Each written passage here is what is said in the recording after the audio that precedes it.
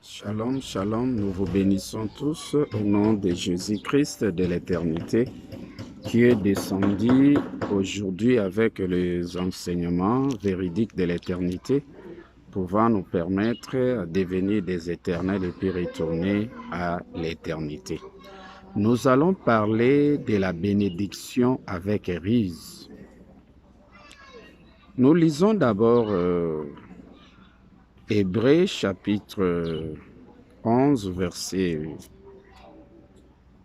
20, et nous allons lire aussi Genèse chapitre 27, 35 à 36,40. Lisons. C'est par la foi qu'Isaac bénit Jacob et Ésaü, en vue des choses à venir.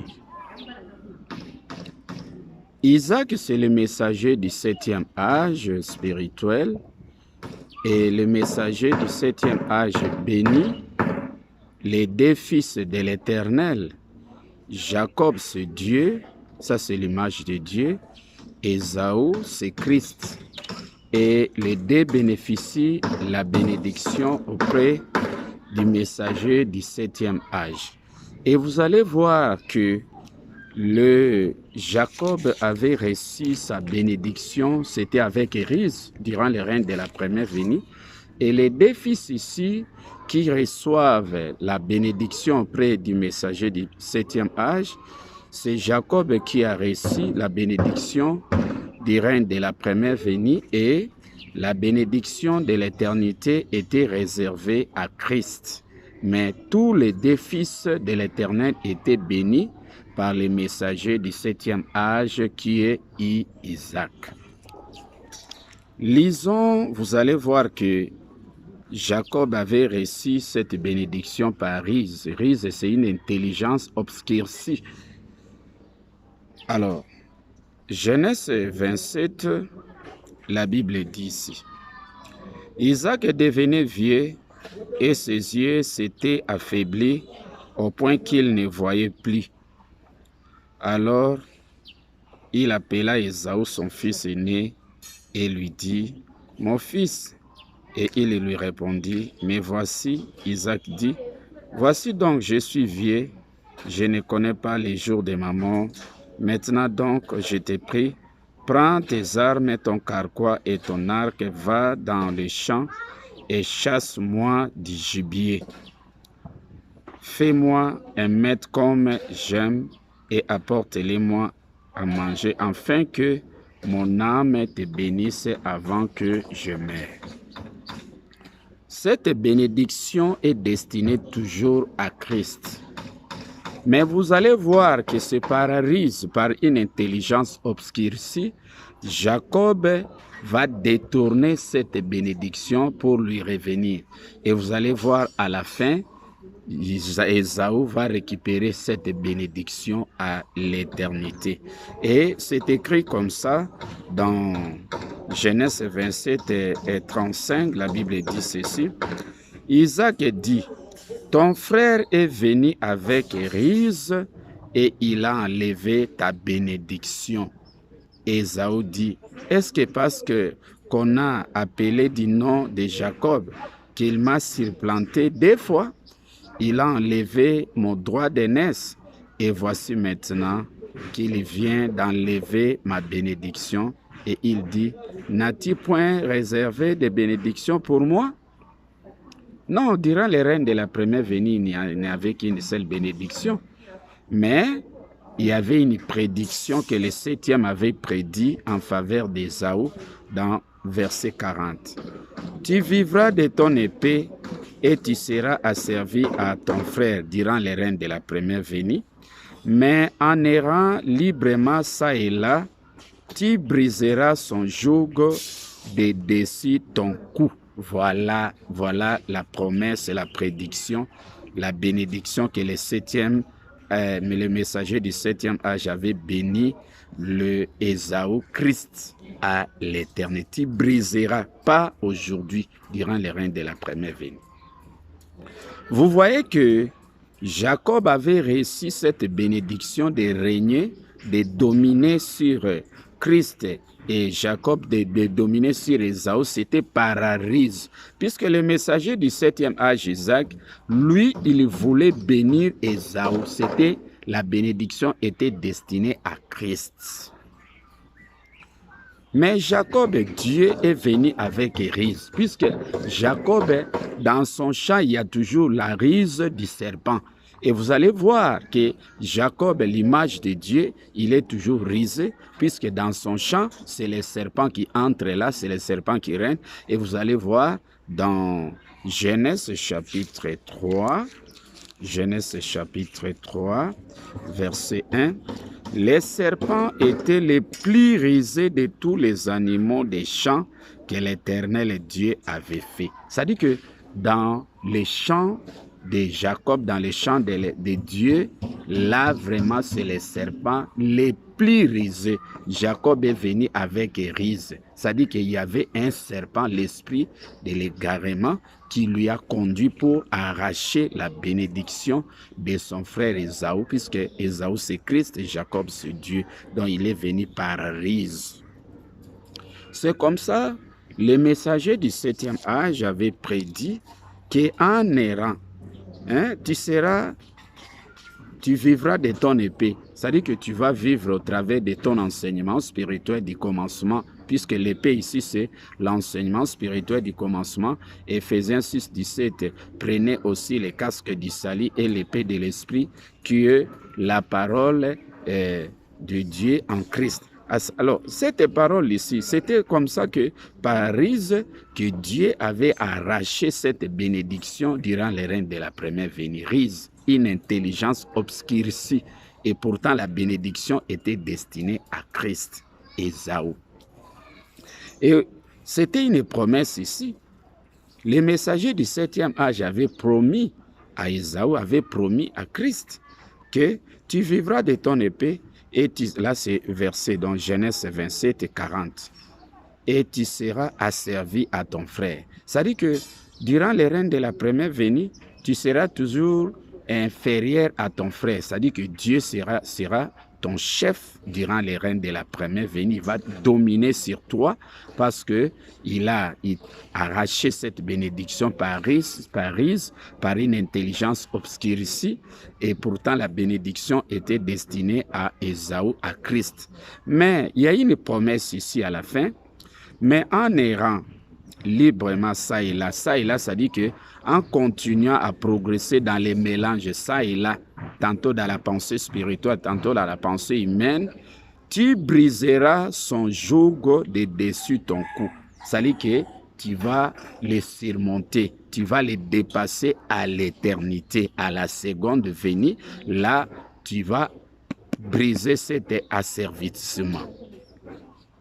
Tu vas récupérer ton autorité, ton pouvoir, ta place.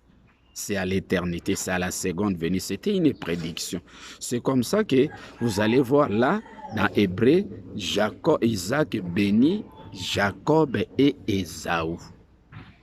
Et pourtant, la bénédiction des messagers du 7e âge de la seconde venue était destinée à Christ de la seconde venue. C'est-à-dire que Christ, sa bénédiction était les choses à venir. Les choses à venir, là, c'était les enseignements de l'éternité. C'est comme ça que pendant les règnes de l'éternité, maintenant, là, Jésus-Christ a récupéré son autorité puisqu'il y avait une prédiction que la gloire de Jacob serait affaiblie. Vous allez lire ça dans Ésaïe 17 et 4. Si vous lisez là-bas, vous allez voir que non, la gloire de Jacob est affaiblie. Affaiblie à l'éternité. Là, maintenant, c'est Ésaü qui récupère son droit d'aînesse, son autorité. C'est-à-dire que Christ devient maintenant l'enseignant en chef de Dieu à l'éternité, puisque c'était une prédiction que Jacob serait affaibli à l'éternité. C'est-à-dire que sa ruse va être connu à l'éternité, puisque Christ va récupérer un enseignement spirituellement élevé qui dépasse de loin Jacob, Dieu, qui s'est rétrogradé dans le mélange, mais à l'éternité. C'est-à-dire que le mélange de Dieu va se faire voir à l'éternité, puisque là, c'est à la supériorité que Jésus-Christ a reçu avec un enseignement spirituellement élevé. Lisons un peu Ésaïe 17, 4, vous allez voir ici. La Bible dit, en ces jours, la gloire de Jacob sera affaiblie. Ça dit que durant le règne de la seconde venue à l'éternité, Jacob, Dieu serait affaibli. Affaibli, on est affaibli dans les mélanges. Il va se rétrograder dans l'enseignement spirituellement mélangé. Et c'est ça la faiblesse de Jacob à l'éternité. C'est là où maintenant Christ récupère son pouvoir, son droit de naissance et son autorité. Et il devient l'enseignant supérieur à Dieu, l'enseignant supérieur à Jacob. C'est là où Ésaü récupère son autorité, puisqu'il y avait une prédiction qui était prédite à sa faveur, qu'en allant ça et là, tu briseras ton joug sur ton cou. Ça dit que tu vas récupérer ton autorité à l'éternité. C'est comme ça que aujourd'hui, durant le règne de l'éternité, Jacob est affaibli dans les mélanges, Dieu est affaibli dans les mélanges. Vous allez voir ça. Et c'est écrit dans Job chapitre 2, verset 1. Un jour que les fils de Dieu se présentèrent devant l'Éternel, et Satan vint aussi au milieu d'eux. Ça dit que dans l'enseignement de Dieu de l'éternité, l'esprit de l'égarement est là. Donc il accompagne. D'abord, l'esprit de l'égarement accompagne Dieu, il affaiblit Dieu et il affaiblit aussi les disciples de Dieu, les apôtres de Dieu. C'est comme ça que à l'éternité, Dieu est mort. Il s'est rétrogradé dans les mélanges. Quelqu'un qui est dans les mélanges, c'est quelqu'un qui ne vit plus. C'est un mort. Et c'est Jésus-Christ de l'éternité qui vient avec son enseignement spirituel véritable pour ressusciter Dieu, pour guérir Dieu qui est malade, qui est mort à l'éternité, qui est affaibli dans les mélanges, dans l'enseignement spirituellement mélangé. Il a introduit l'enseignement spirituel de l'éternité avec des erreurs, avec des esprits d'égarement, avec des pensées humaines, avec des mensonges. C'est ça la faiblesse de Jacob. C'est ça, la faiblesse de Dieu. C'est comme ça. Et aujourd'hui, Apocalypse 19, 15 est accompli. C'était prédit. Dans Apocalypse 19 et 15, il y avait une prédiction là-bas. Lisons, vous allez voir la faiblesse de Dieu. C'est prédit comme ça. De sa bouche sortait une épée aiguë pour frapper les nations, et il les pétra avec une verge de fer, et il foulera la cuve du vin de l'ardente colère du Dieu Tout-Puissant. Vous voyez, l'enseignement du Dieu Tout-Puissant de l'éternité est affaibli puisque ça devient un enseignement spirituellement mélangé avec des pensées humaines, avec des mensonges. C'est comme ça Christ, l'ange de l'éternité de la seconde venue, l'ange de l'éternel qui a reçu l'enseignement spirituellement véritable, élevé, il vient avec son épée de l'éternité pour anéantir la coupe ici. Cette coupe ici, c'est le mélange. C'est le message de Dieu qui est mélangé avec la pensée humaine, avec des mensonges. C'est comme ça que Christ anéantit cet enseignement ici pour confier à son frère Dieu un enseignement spirituellement et véritable, élevé, et corriger Dieu et faire de lui très saint comme il était auparavant. Et puis Dieu serait en mesure de faire entrer ses élus à l'éternité. Puisqu'avec le mélange, la porte de l'éternité est fermée d'abord pour lui-même Dieu. On ne peut pas entrer à l'éternité avec le mélange, avec un message mélangé. Et là, dans le mélange, Dieu est mort. Et puis, ses disciples sont morts. C'est comme ça que Christ vient avec son enseignement spirituellement élevé, sans mélange, pour ressusciter Dieu qui s'est rétrogradé dans les mélanges, et puis ressusciter ensemble aussi ses apôtres. Et puis, la porte de l'éternité serait ouverte d'abord pour Dieu et puis pour sa nation, ses apôtres. C'est ça la vérité Donc, Jacob avait reçu la bénédiction par ruse. Ruse, c'est une intelligence du serpent et une intelligence obscurcie. C'est ça ce qui fait de Dieu les chefs de Christ durant les règnes de la première venue. Et pourtant, les véritables chefs, c'est Christ. C'est Christ qui règne et il règne de manière éternellement.